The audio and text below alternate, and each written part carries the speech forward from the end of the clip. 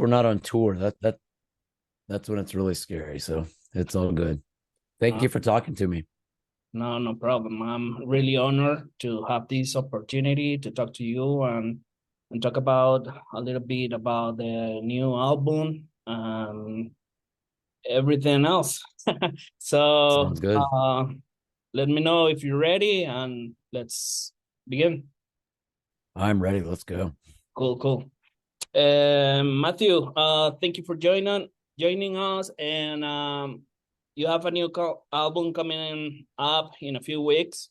And can you provide some insights into the inspiration behind the album and the creative process? Sure. The album.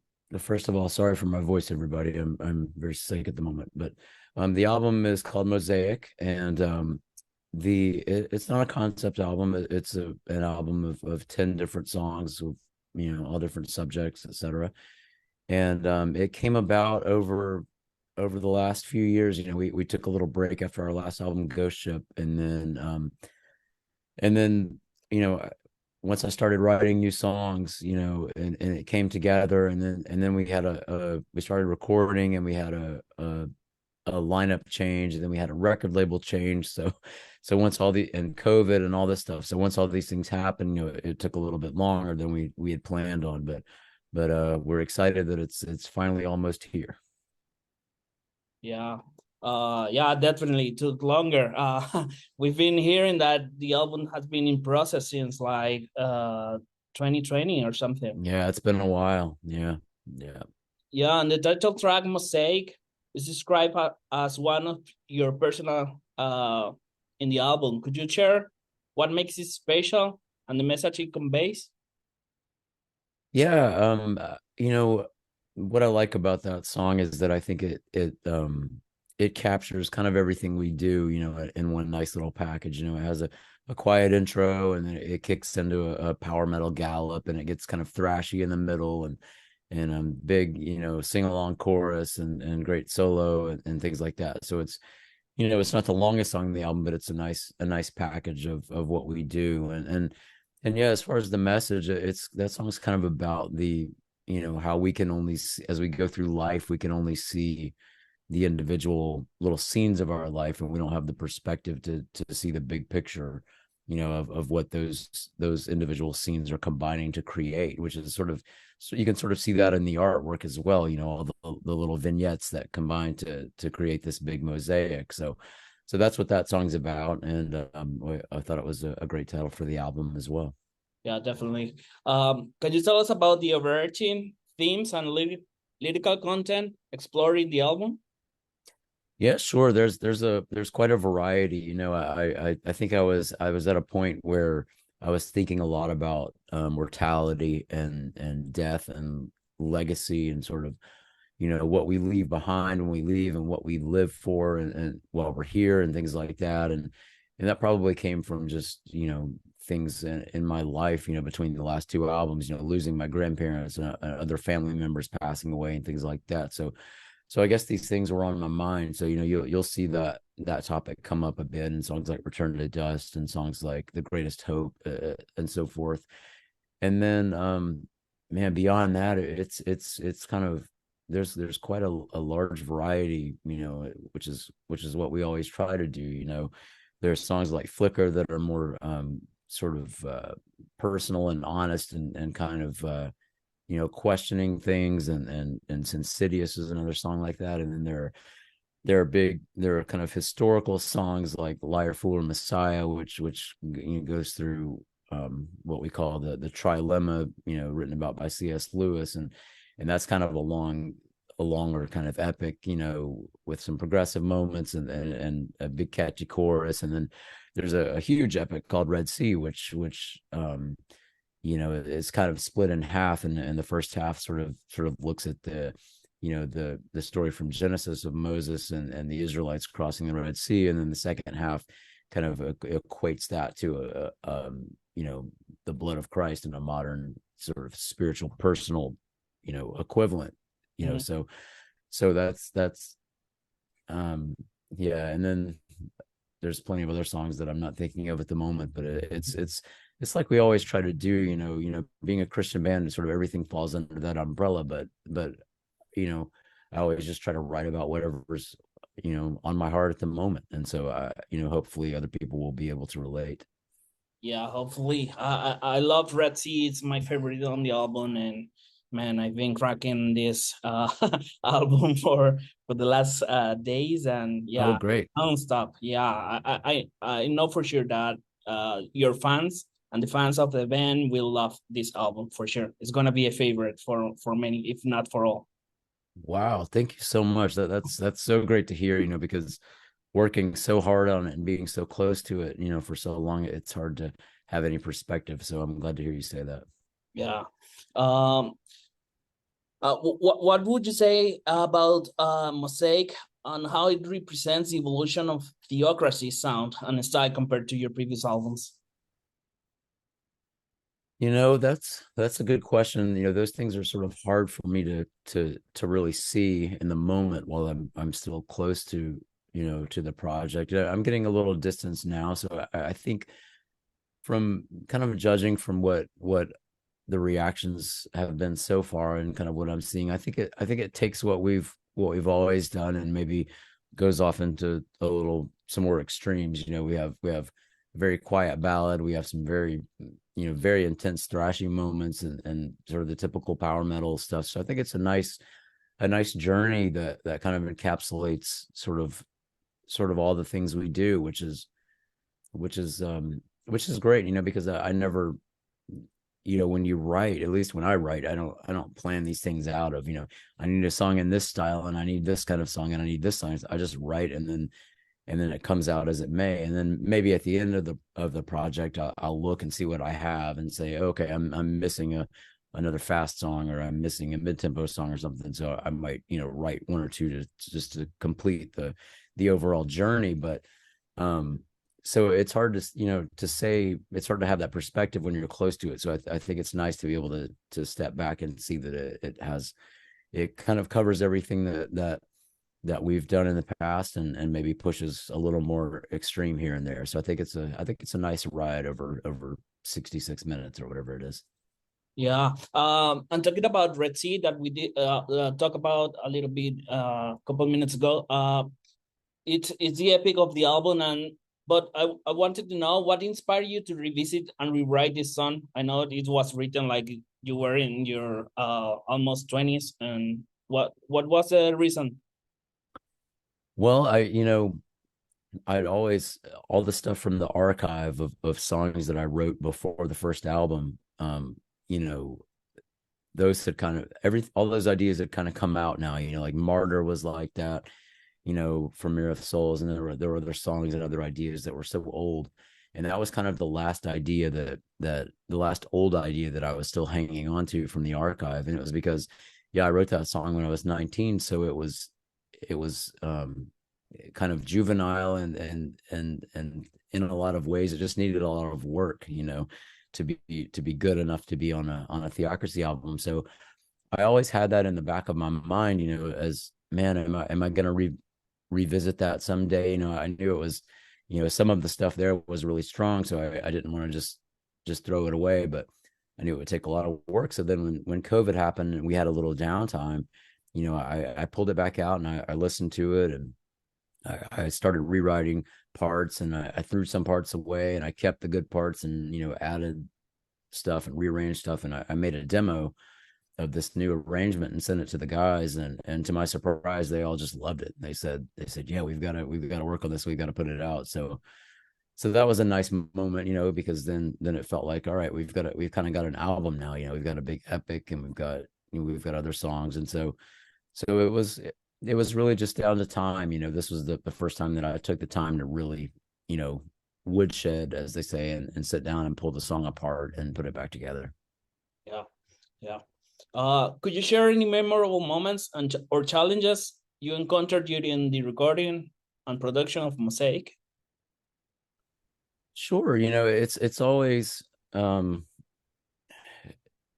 such hard work, but as far as those things go, it went pretty smoothly, the recording and things like that. I mean, it was nice. We had, Ernie, our drummer, lives in New Jersey, and the rest of us are in Georgia here in the US. And so he flew down, and we booked, a few days in the studio to track the drums, and being all together in there was great. We were excited about it. So it was really good feelings and good memories. I mean, the biggest challenge was that, we got a new guitar player, Taylor Washington. We brought him in, midway through the recording. So that was, one of the reasons that it got pushed back a bit further. But he was just beyond awesome. I mean, he's so professional, and he knocked all the solos out, and they're all spectacular, and all his guitar parts. So it was a challenge in the way that it just takes time to incorporate any new member. But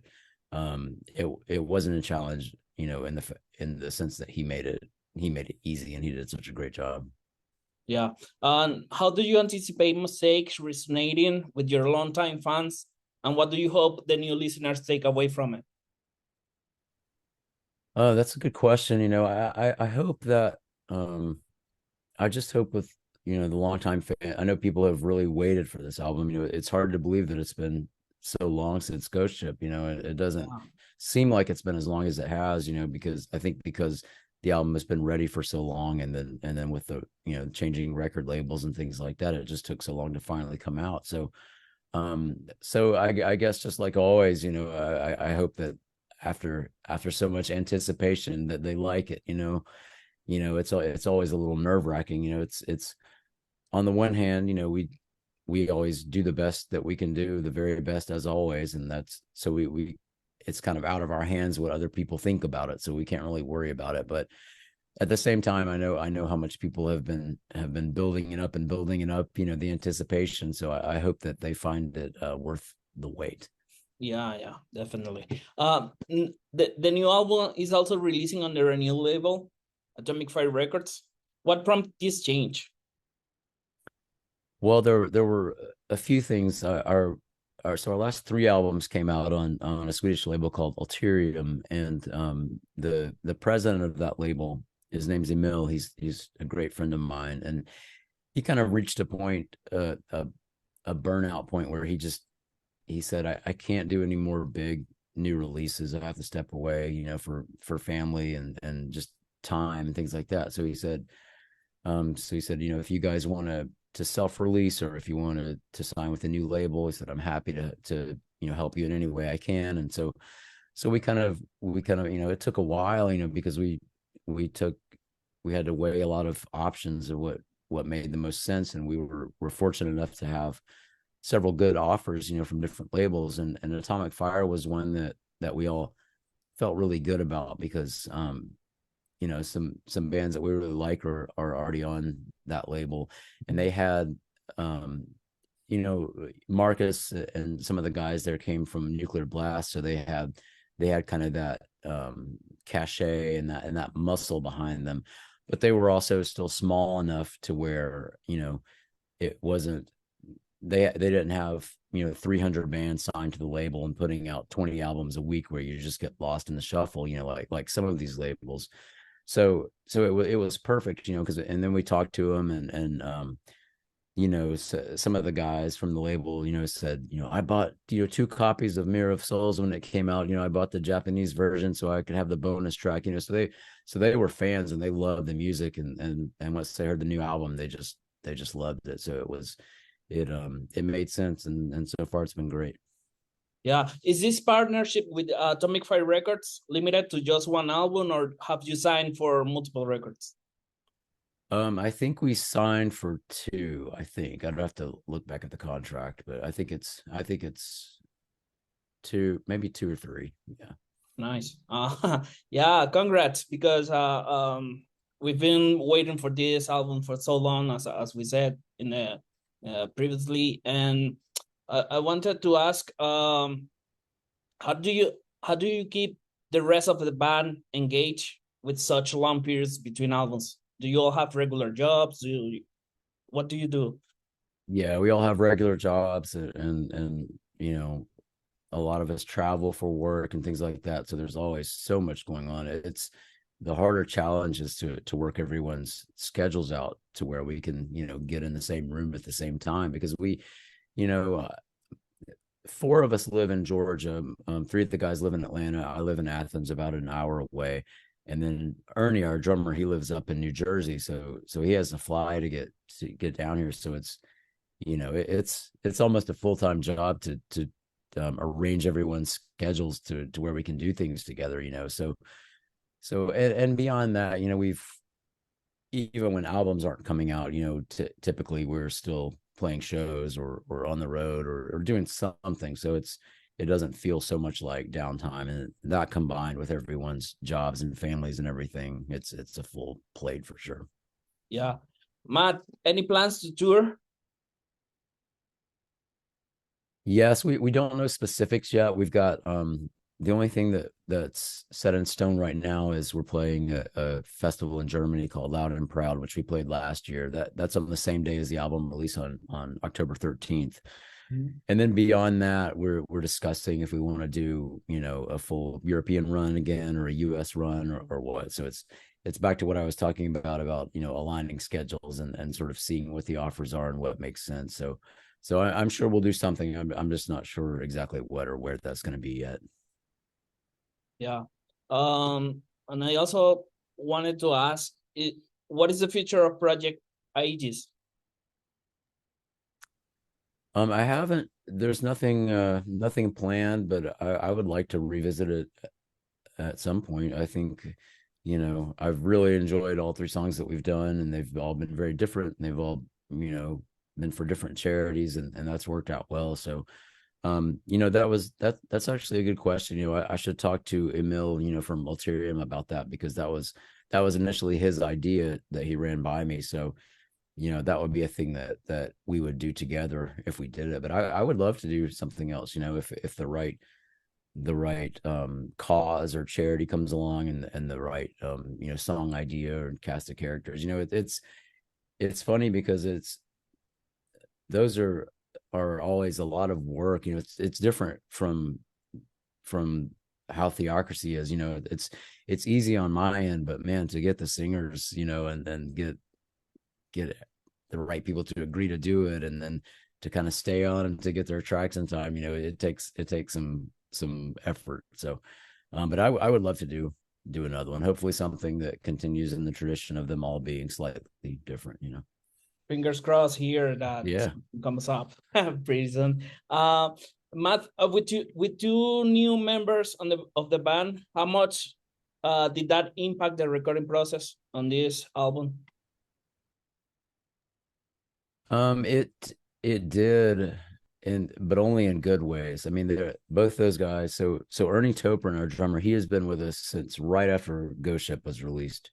So all the touring and the shows for Ghost Ship, and ever since then, he's played drums for us. And so he was, I know he was more than ready to finally have a recording, with his name on it. So for him, it's kind of a big moment, and he's just so, I've known him for years, even before he was playing with us. His previous band, Halcyon Way, they're from Atlanta, and we played with them a bunch, and they're friends of ours. And so, we kind of went, traveled in the same circles, and he's just, he's been on so many tours and played on so many albums. He's just a pro. I mean, he knows his parts. He knows, how to get what he wants. And it's a real honor to work with him in the studio. It was great fun, doing those drum tracks. And then Taylor Washington is the other new member on lead guitar. And I knew Taylor from recording and producing the debut album from his band Paladin, mm-hmm. at my studio. And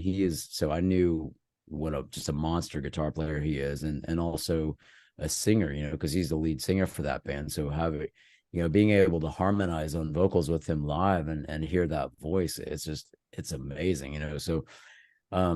So yeah, that the word that comes to mind when I think of what both of those guys brought is just professionalism. I mean, they just knocked both their parts out, like, so quickly. And I know Taylor was a Theocracy fan, before joining, and so I know, I think he felt some pressure with the solos, and so he was, and they're all the solos, you've heard them. I mean, they're just so good.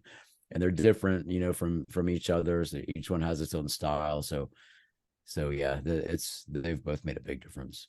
Yeah, definitely. Let me go back for a moment because I've been waiting to make this question to you for, I don't know, for many years. Okay. And in the song "The Master Storyteller," there's a Mm-hmm. about God during the solo, but it's Mm-hmm. what obscured by the guitars. Could you share what it says?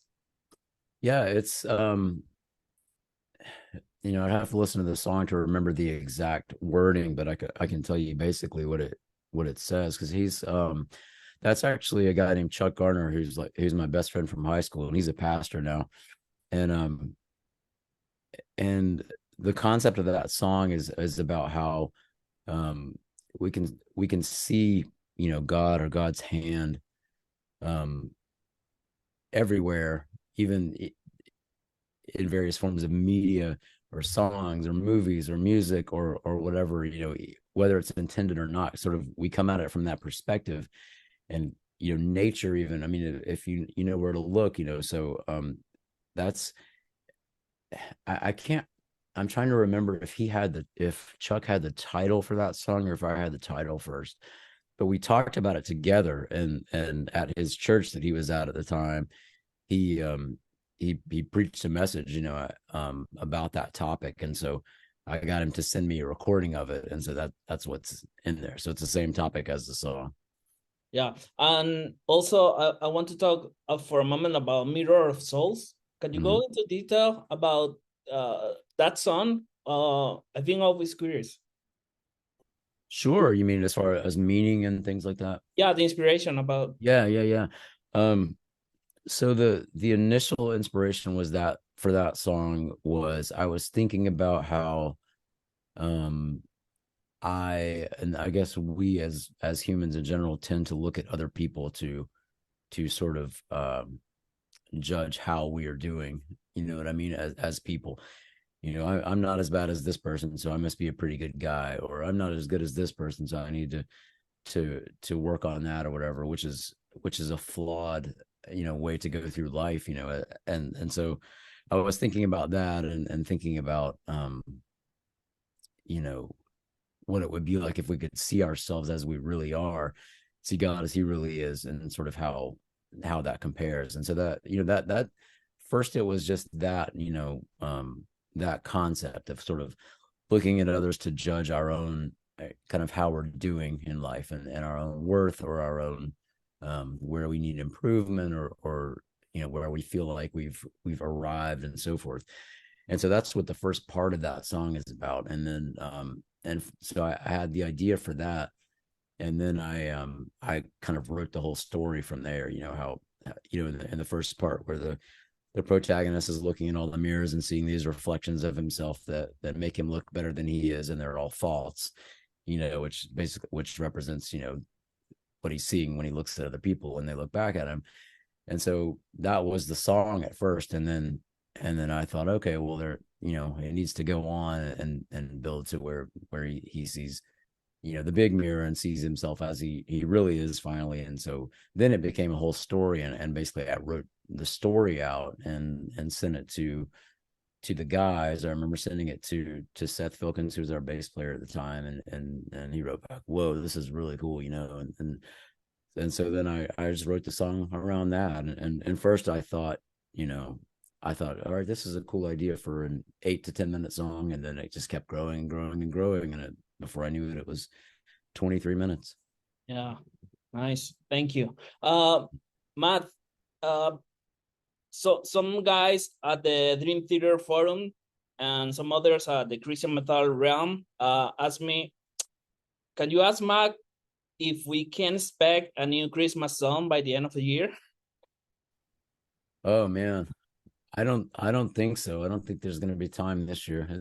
I mean, maybe if I think of something quickly, but we're about to start rehearsing for Germany in October, and then suddenly it's the holiday season. So I honestly haven't even thought about that until you No, said it. But no problem at all. We already so have this new album.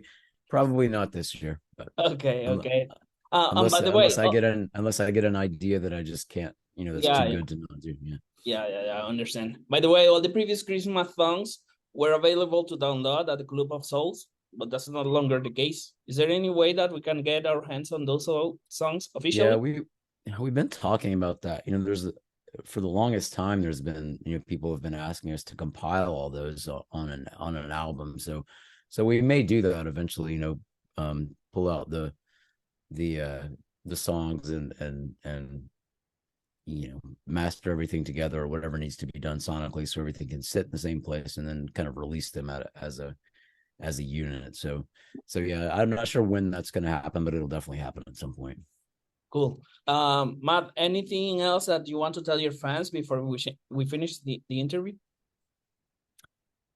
Nothing I can think of aside from thank you guys for your patience. I know the album took longer than any of us anticipated or wanted. So thanks for still caring about what we do, and thank you for being patient and being excited about the album. And I hope that you're able to listen to it for what it is. And I hope that it I don't know if anything can live up to the hype of waiting for 7 years, but I hope at least you guys dig it.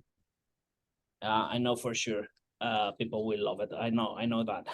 Thank you very much for Thank you. your time, Matt, and hopefully you can come to and tour Venezuela one of these days. I would love to. Thank you, Jorge. It's great to meet you. Thanks for the great questions. Oh, bye bye. Cheers.